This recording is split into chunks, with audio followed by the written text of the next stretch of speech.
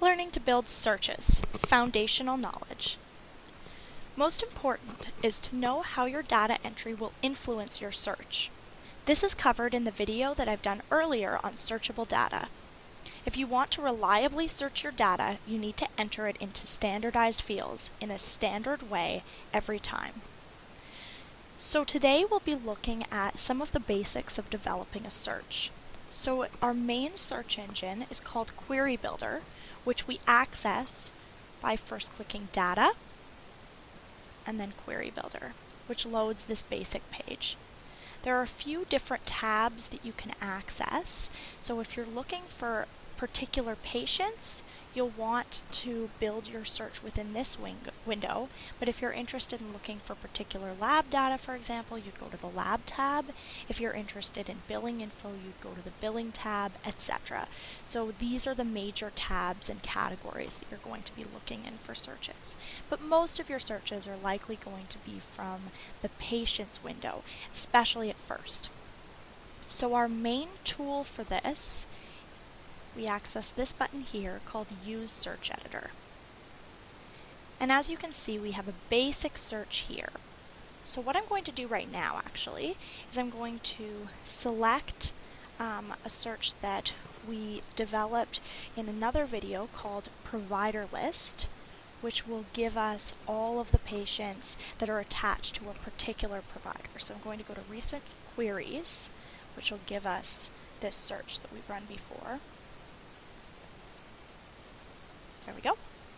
And as you can see, this search will allow all patients that are attached to this particular physician, which in this case is physician number 12, and then excludes all patients that are deceased and excludes all patients that are inactive. But let's say that we're interested in adding something additionally to this search. So let's say we're looking for all patients that are a particular age and that are also a particular gender. So what we can do is actually use the window, the pre-built screening functions that are listed here in the Patients tab to do that.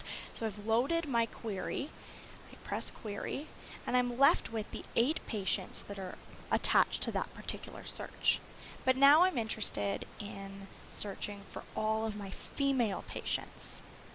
So what I do is I go up to this tab, I click Female, I make sure that that's checked off here, that it's included in Search Below, and then I click Search Only in Selection Below.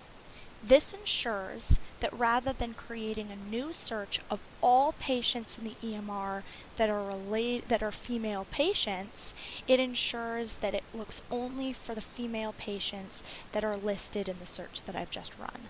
So I'm going to do Search Only in Selection Below, and I'm left with 5 patients. Now, every time you run a new search, it's really important to make sure that you have that you've run a complementary search. So for example, I'm looking for all of my female patients. It might be helpful to rerun this search and find out how many male patients that I have and make sure that it adds up to our original number of 8. So to redo a new search, I can go again to Use Search Editor, go again to a recent query, press Query, I have my 8 patients back, and now instead of female, I'm going to select male. And again, Search Only in Selection Below, leaving me with 3 patients. So it's very important when you build a search that every new parameter that you run, you take a look at individually.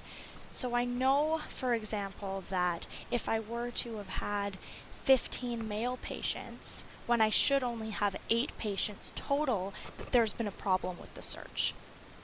So next, I'm going to take a look at patient age. So let's say that I'm looking at all male patients that are between the age of 18 and 40. So here, I just enter 18 into this field, enter 40 into this field, and again, you want to just look over to the right and make sure that Include in Search Below is checked off. And again, I click Search Only in Selection Below, and it looks like all of my patients are over the age of 40 or under the age of 18. Now this is another example of a search where I'm going to want to verify that. And I'm going to verify that by once again picking my search. Got my basic panel search with my 8 patients. I'm going to unselect this so that I just get my male patients. I have my 3 male patients. And I could verify this with only 3 patients looking individually, but I could also do 2 additional searches where I look for patients that are 0 to 18.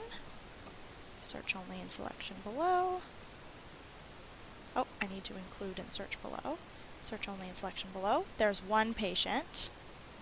And then again, I'll go to my original query search. Query, I've got my 8 patients. I'm going to look for male patients that are aged 40 to say 100. Search only in selection below, and there are my 2 remaining patients. So I had 1 patient under the age of 18, 2 patients over the age of 40, and that together would make the 3 patients that are male patients, and explains why 0 patients showed up when I searched for patients between age 18 and 40. So anytime especially you've run a search and you find that 0 patients come up, it's very important to run the opposite search or other searches to find out and make sure that that data is accurate. So that gives you some basic information about how to run the positive or negative and opposite search every time you do it, and you verify that the information is correct before you use that in reporting data.